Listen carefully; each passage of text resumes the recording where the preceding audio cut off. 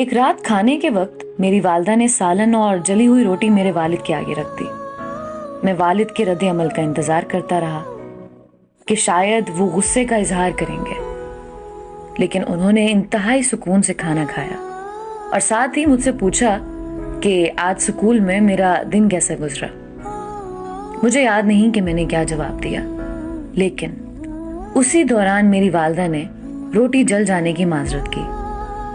मेरे वालिद ने कहा, कोई बात नहीं, बल्कि मुझे तो ये रोटी खाकर मजा आया। उस रात जब मैं अपने वालिद को शब बखैर कहने उनके कमरे में गया तो उनसे इस बारे में पूछ ही लिया कि क्या वाकई आपको जली हुई रोटी खाकर मजा आया।